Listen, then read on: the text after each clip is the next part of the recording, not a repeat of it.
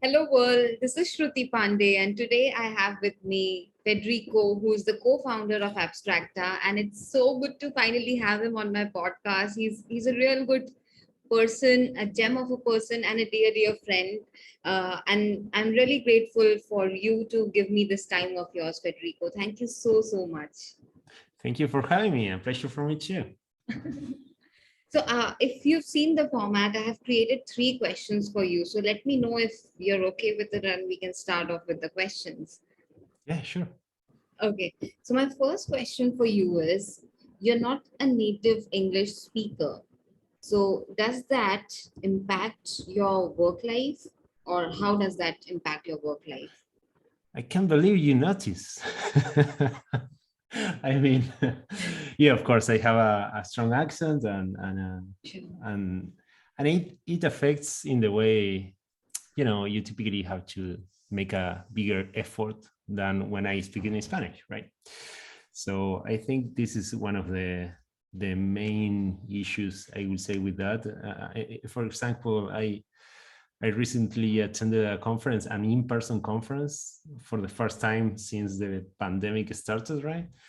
And every day at the end of the day, I finished like really exhausted because I spent the whole day speaking in English and listening to English all the day. So I think it's more exhausting in this sense, right? It's like it requires more effort from your side than when you speak in your native language, right? And many times I find myself trying to explain something, and I have to remember a specific word that I cannot remember, so I have to find a workaround to explain the same concept with other words, right? So, but I think there is I can communicate, I can understand. Sometimes I need other people to be more patient with me. But apart from that, I think especially here, at least in my experience here in California, people are very used to working with different people from different parts of the world. So people typically are very patient and friendly about that. So yeah, what's your experience about that, by the I way? mean, we do have something similar, right? I actually feel that Spanish, I think that's your mother tongue, right? Like that's your Mhm. language, is very similar to the languages we have in India, especially Hindi. I find the diction very similar. Like, Huh. my name is not Shruti, as people would call it in the US. It's Shruti. So I think the part is there uh, in Spanish, right? And I'm not Mhm. sure if calling you Federico is right, because I think it should be called something like a Federico or something like that, but I'm not sure if that's Federico. Federico is the way I would pronounce it in Spanish. And right. regarding and my last name is Toledo, which I think is the same thing that you are mentioning about the Shruti, right? Yes, exactly. So I think uh, Tomatina, no, I don't think so. You call it Tomatina. Again, there has to be something different way of pronunciation. So the diction between Spanish and Hindi is very similar. And I feel in India we have so many languages, right? It's a culture, it's a place which is so diverse, and we have so many of our regional languages that I remember one of my friends telling to us once that we first think in our native language, then we translate it into English, and then we speak. So it's like, burning your motherboard even more. And I remember there's this comedian or celebrity, Sophia, who's actually Spanish. And I remember her saying that you need to understand, I'm so smart in Spanish. And I can feel her pain. And I think she should actually feel happy. And we all should actually feel happy that we know so many languages, which is our asset, right? Like, Mhm. it's not necessary to know just these languages, which is great, but sometimes it's so important to know these languages as well. Otherwise, how do we communicate? And people like Absolutely. yourself, who understand a lot many languages, we should be very proud of ourselves. I will live with that word. I tried learning Italian and Spanish a little bit, so I'm not sure if you know this singer by the name Andrea Bocelli. He's Mhm. an amazing singer. And I was like, I need to learn Italian and Spanish because I want to understand the song he sings. But every time I listen to him, I'm like, you don't need language to understand what he's singing, right? It doesn't even make sense. Like, you don't need to understand the language. He's able to communicate his emotions. So I think precisely that's what's the reason why I put this question for you, or maybe for me as well, because there are lot many people in India who are not native English speaker. Like, I think most of the people in the world are not native English speaker at all. Yeah. So yeah, I find a lot of pride in the fact that we know a lot of languages.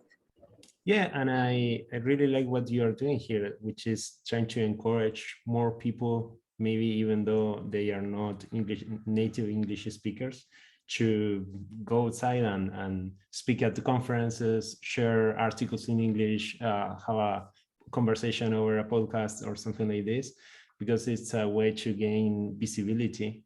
And also for people in Latin America, I think it's something that we should take more into account.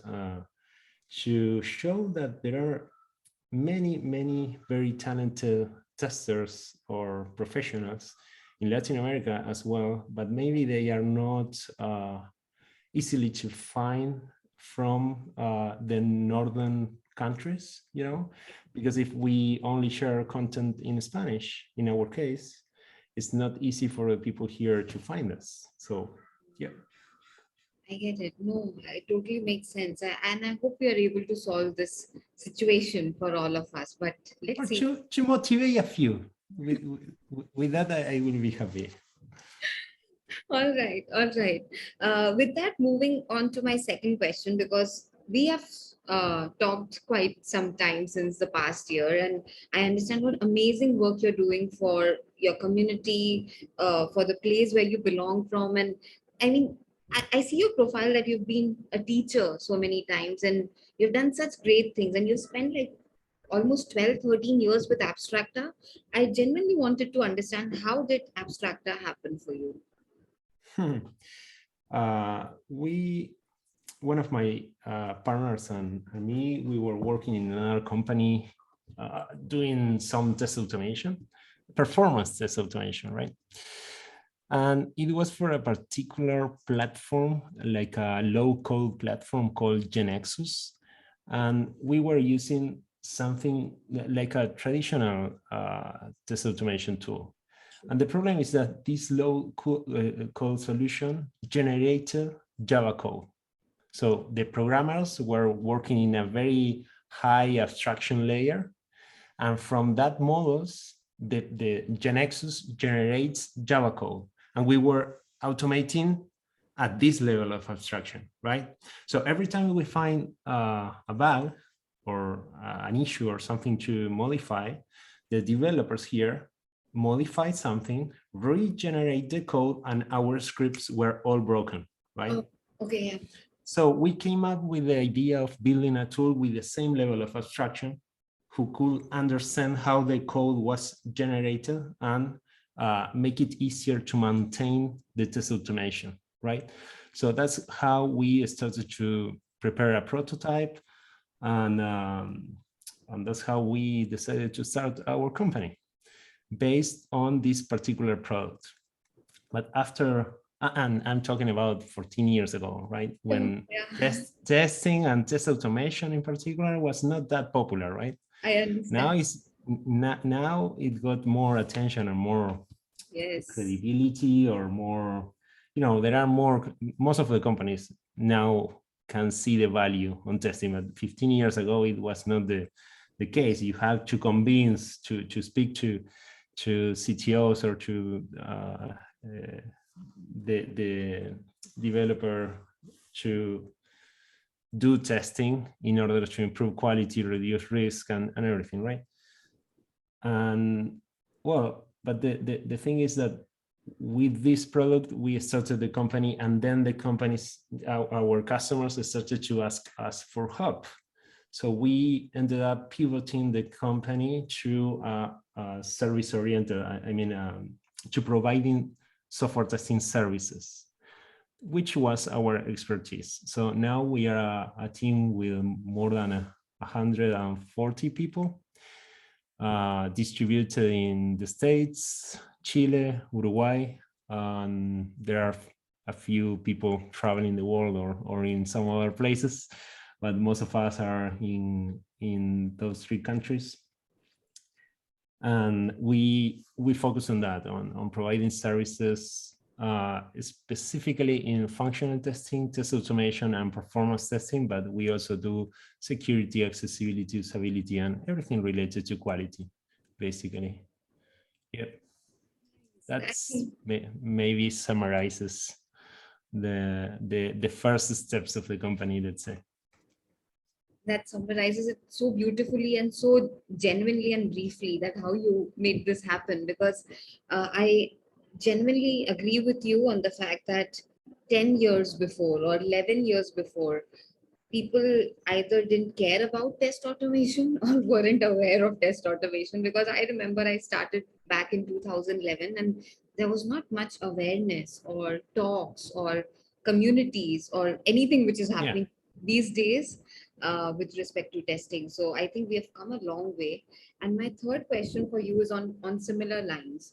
Now that you go ahead. Yeah, I wanted to add something else to what you just mentioned.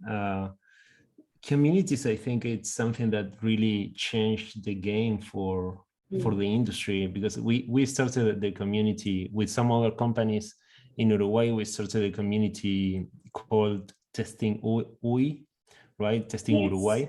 Yeah. And now it's one of the biggest testing communities in Latin America, with a very important event that is it's been every year since 7-8 years ago. And that space to share and to collaborate and to learn what others are doing in the same space, I think it's something that help us to learn tools, methodologies, and everything, and people and other experiences, and also how to communicate our value, what we do in our own context. Yeah. So yeah, communities probably is one of the things that helped us to adopt the practices in our industry in the way we have it today. No, I agree with that as well. You reminded me of my initial years in testing, when, even your peer group or your friends would mock you because they thought, what do we do in testing? Like we probably do nothing. And it would hurt me at very deep level, right? Because I would feel that we need to first have respect for testers and everything else will follow. So I definitely get your point about that as well. And thanks to all these initiatives, there is now a safe space for all of us where we feel valued and heard. So, absolutely. Right. So shall I move on to my next question, Sure. for which I have, which is actually the last question that I have for you, which is, what are the biggest challenges that you see for testing in 2022? That's a hard question, but I will try to answer from different perspectives. One is that in the last few years, there's a ton of new, not only technologies, but tools for testing. And in the same space, there are many options. For example, I recently did a research on the different low-code solutions for test automation, and I found more than 50 tools for the same thing, and I'm talking about one approach for test automation. There are so many different things in testing, and for everything you have so many options. So for us, it's very difficult to understand which is the best tool for our context, because all of them, they have an excellent selling speech. So if you talk to one of them, they are giving you the solution to everything, right? Yeah. So we have to be very critical, with a critical thinking, and trying to understand what are the pros and cons of every solution, what's our need. Yeah. And and don't fall in the trap of the machine learning. If they are using machine learning, they are doing some sort of magic that is going to solve all my problems. No, we need to really understand what they are offering us and how that can help us, and also understanding our problem can help us to see what to look for in the different tools that are out there. That's one of the challenges, I think. Then there are other type of challenges that I think, even though the technology changes, they are still the same, which is related to be empathetic with the users, to try to understand the business and how we can provide value to the business. And not only that, not only how try to prioritize and focus our efforts in how we can provide the most value to the business, but also how to communicate that. And especially now in this period, probably in the next few months, we will see a lot of layoffs in the companies because of the situation of the market, right? This is what they are saying, and it's already happening in some companies. So something that traditionally happens is that, okay, I need to reduce budget. So I will, what activities can I skip? Okay, quality, testing. I don't need that much testing here. So I will reduce the number of testers. It's really important for us to show how much value we are adding to the business in order to, to continuously working on quality products, because otherwise I think the people making those decisions probably don't see the value of the quality control or the QA or the testing. So that's going to be a challenge for this year in particular, probably. How to show that we are adding value, not only adding value, but also communicating it, right? Yeah. So more or less like this, I think. You're so right, because and the moment you said about adding value, I just had like goosebumps all over, because I understand. I definitely understand. It's like once you have been a tester, you are a tester for the entire life. I can't take that thinking or brain out of me ever. And just 2 days back, I was talking to a dev or engineering manager, and he asked me this exact question, that Shruti, what do you think was the biggest challenge you ever saw when you were a tester?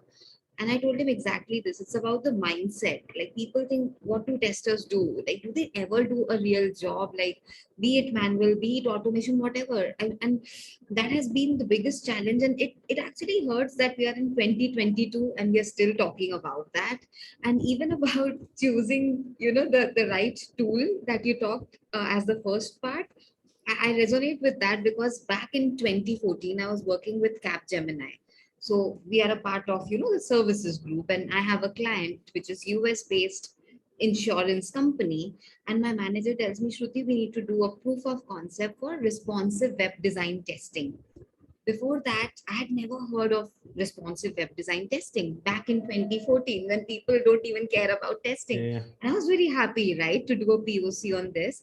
And within a week's time, I found 30 tools for him. So when you said 50, I understand there are so many different options always for testers, and it gets so difficult. Like, what should we be choosing? Because I understand, as much as we are a user advocate for the end user of the product, all these kind of POCs and choosing the right platform, choosing the right language, choosing the right framework, uh, I understand how much of pressure that adds on a tester and the testing team and the people who do the POC, right? I have been on that side for a long time. So I understand. And I had read that article of yours featuring the 50. And the article, I think I tried to also explain my methodology for the research, and I think this is something that it could be helpful for people trying to understand for any need, which is the best tool out there, which is before reading about the different tools, try to understand your need. Okay, I need a tool for this. I need this characteristic, and try to put a weight on each of the characteristics. So Right. when you have the different options, you start filling this table, this spreadsheet with all the information, and then you have like your decision table, right? Yeah. And you can make a decision, your decision matrix actually. And you can make a decision according to which characteristic is more important for you and which tool offers each characteristic, and Yeah. then say, okay, this is the best option for me. Right. Because again, if you read their page or if you listen to someone trying to sell the tool, they are going to offer characteristics that maybe are not really solving the problem that you are trying to solve, Yeah. right? I understand. I absolutely understand. And before I wrap up this podcast with you, I have two things. So, first of all, I want to thank you. I mean, I think I've always thanked you for this, but I feel like this should be in public because most of the times for testers, we are working as service for a client.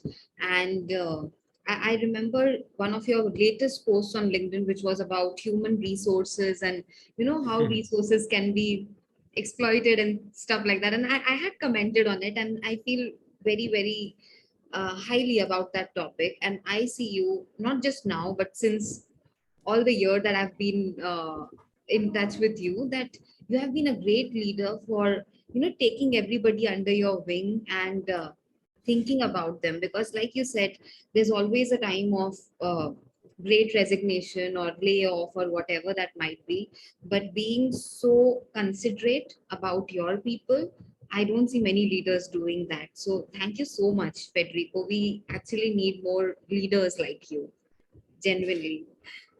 Thank you. One more thing, one more thing about the history of Abstracta is that I feel really lucky to be surrounded by amazing people in my team that contributed to the mindset of the company. What you are mentioning, it's not because it's the sum of so many different views that have been contributed to our mindset. It's something that we share across the board and across the whole team.